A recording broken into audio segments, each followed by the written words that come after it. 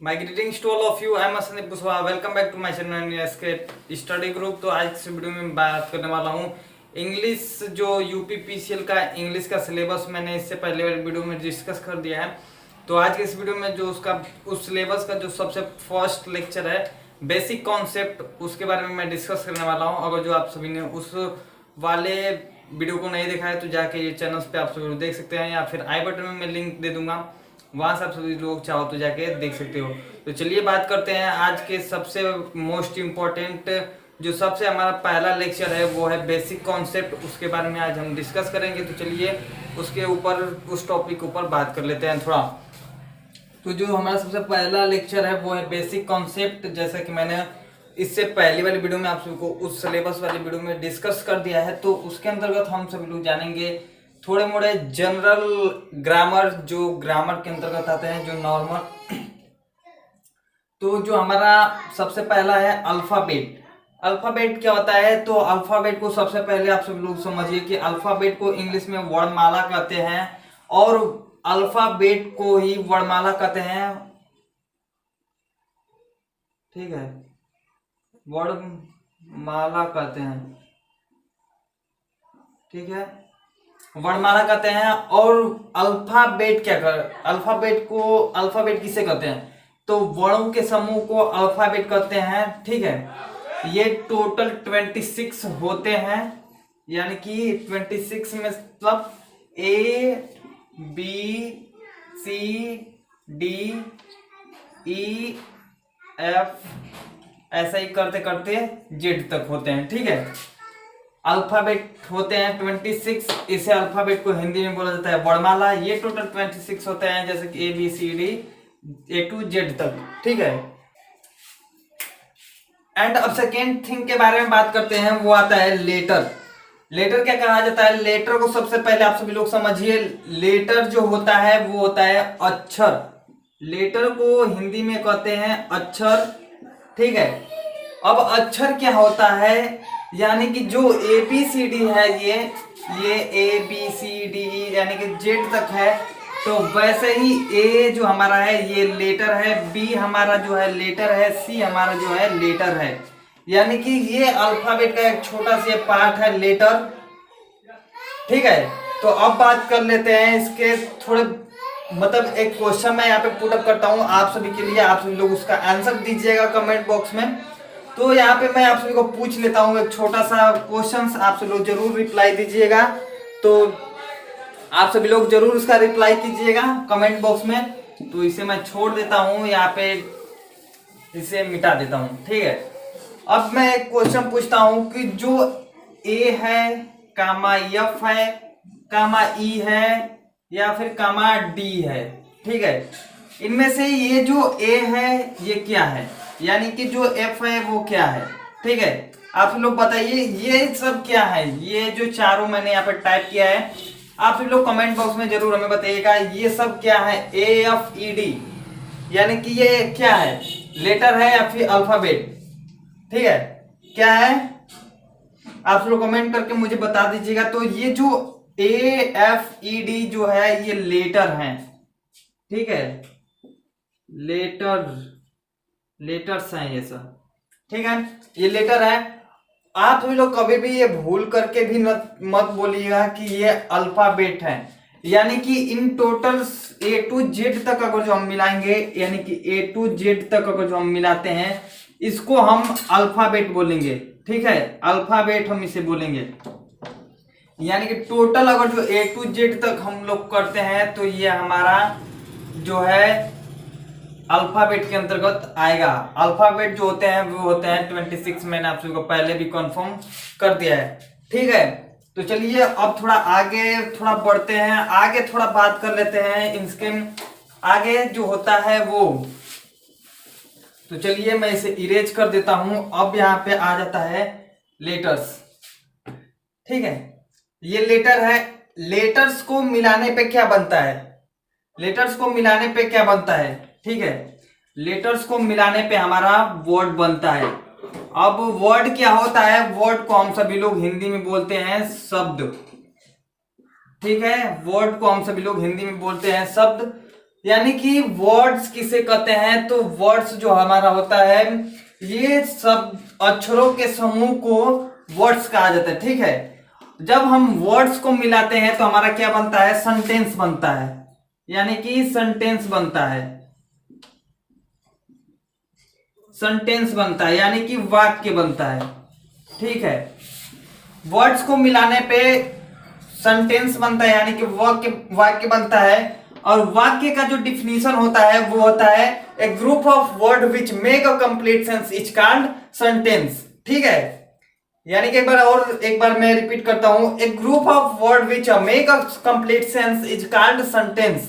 यानी कि जो सेंटेंस की परिभाषा होती है वो शब्दों का वह समूह जिसके मिलाप से एक अलग एक अच्छा सा अर्थ निकलता है वाक्य से, उसे वाक्य कहते हैं, यानी कि सेंटेंस कहते हैं। फिर मैं वर्ड्स किसे कहते हैं, तो देखिए a groups of letter is called words. ठीक है, यानी कि अक्षरों के समूह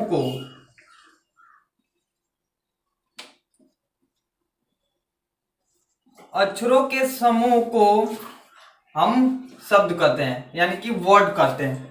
ठीक है, तो चलिए अब इसे हटाते हैं। एक मैं छोटा सा इंफॉर्मेशन आप सभी को एक स्टेप बताता हूं, उससे आप सब लोग केयर दिमाग में रखिएगा। आप होप आप सब लोग कंफर्म हो जाएंगे।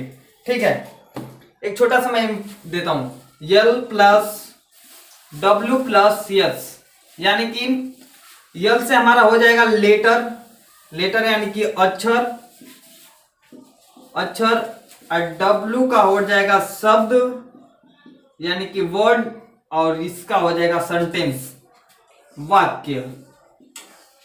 ठीक है, ये आप सभी लोग बेसिक कॉन्सेप्ट के अंतर्गत जान रहे हैं। और मैं आगे आप सभी बताऊंगा।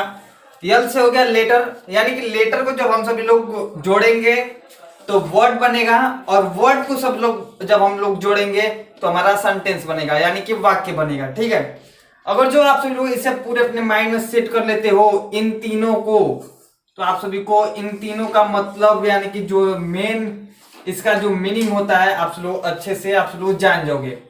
यानी कि एक बार मैं आपसे बता देता हूं, अगर जो अक्षरों को जोड़ेंगे तो शब्द हमारा बन जाएगा, और शब्दों को जब हम जोड़ेंगे तो वाक्य बन जाएगा। जैसे मैं यहाँ पे अक्षर में मैं ले लेता हूं ए बी सी, ऐसा ही करते जेड तक। जब मैं इनमें से कोई एक अक्षर को जोड़ूंगा, यानी कि एक मैं छोटा सा शब्द बनाता हूं इन सभी के मिलाप से। ठीक है, यहाँ पे मैं एक छोटा सा शब्द बनाता हूं, जैसे मैं लिख लेता हूं राम, यानी कि अक्षरों के समूह से बना है ये राम। जो ये राम मैंने लिखा है ये अक्षरों के समूह से बना हुआ है राम। एंड जब राम को हम यहाँ पे कन्वर्ट करेंगे वाक्य के अंदर, तो जहां यहाँ पे लिख देंगे राम स्कूल जाता है। ठीक है, ये हमारा वाक्य के अंतर्गत आ जाएगा। ठीक है, यानी कि इसमें से जो अक्षर है, अक्षर को मैंने यहाँ पे एक साथ जोड़ा तो यहाँ पे राम बना, यानी कि RAM राम बना। और राम बनने के बाद यहाँ पे मैंने लिखा राम स्कूल जाता है, तो राम गोज टू स्कूल। ठीक है, Ram goes to school. I hope आप सभी को इसका जो कॉन्सेप्ट है आप सभी को समझ में आया होगा। तो जो हमारा अक्षरों से हमारा शब्द बनता है, यानी कि वर्ड बनता है, और वर्ड से हमारा एक पूरा कंप्लीट सेंटेंस बनता है। ठीक है, ये हमारा बेसिक कॉन्सेप्ट के अंतर्गत आएगा। लेक्चर नंबर 1 के अंतर्गत हम सभी लोग ने जाना। तो आई होप आप सभी लोग को अल्फाबेट एंड लेटर्स के बारे में अच्छे से समझ गए होंगे। तो चलिए अब इसके आगे हम जानेंगे। तो अल्फाबेट जो होते हैं 26 होते हैं, एंड जो लेटर होता है वो A, B, C, D ऐसे ही करके Z तक होता है। ठीक है, तो चलिए जो अगला है वो कुछ लेटर्स के जो पार्ट होते हैं, ये ABCD में कुछ जो भाग होते हैं वो डिवाइड हो जाते हैं, कुछ अलग अलग हो जाते हैं। तो इसके जो पार्ट होते हैं वो टोटल 2 होते हैं। जो पहला होता है वॉवेल्स, एंड जो दूसरा होता है वो होता है कॉन्सोनेंट। तो देखिए अब समझने वाली यहाँ पे बात आती है, वॉवेल्स को हिंदी में क्या बोला जाता है? तो वॉवेल्स को हिंदी में हम सभी लोग स्वर बोलते हैं। वॉवेल्स को हम सभी लोग हिंदी में स्वर बोलते हैं। ये टोटल इंग्लिश में 5 होते हैं, यानी कि 5 होते हैं। और जो पांचों होते हैं वो होते हैं ए कामा ई कामा आई कामा ओ कामा यू। टोटल्स होते हैं 5, यानी कि ए ई आई ओ यू, यानी कि टोटल्स 5 होते हैं। अब वावेल्स कैसे कहते हैं? ये जो वावेल्स होते हैं ये पूरे तरह से स्वतंत्र होते हैं, ये स्वतंत्र होते हैं। और जो कॉन्सोनेंट होते हैं उसे हम सभी लोग व्यंजन कहते हैं, व्यंजन कहते हैं। और ये जो होते हैं ये टोटल 21 होते हैं। जैसे हमारा हो गया बी कामा सी कामा डी कामा एफ,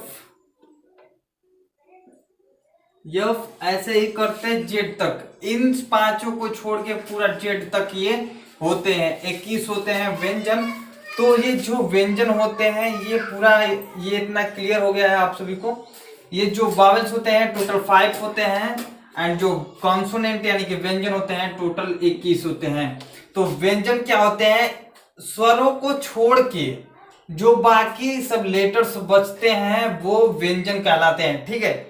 यानी कि स्वर को छोड़ के, यानी कि इन 5 को छोड़ के जो हमारा लेटर बचता है वो हमारा इस व्यंजन के अंतर्गत आता है, ठीक है। आई होप एक बार मैं फिर से रिपीट कर देता हूं, आप लोग दिमाग में बैठा लीजिएगा इस चीज को, ठीक है। स्वरों को छोड़ के जो बाकी लेटर्स यानी कि अक्षर बचते हैं वो हमारा व्यंजन कहलाता है। और ये व्यंजन टोटल 21 होते हैं। तो आई होप आप सभी को ये सारा आप सभी को समझ में आ गया होगा।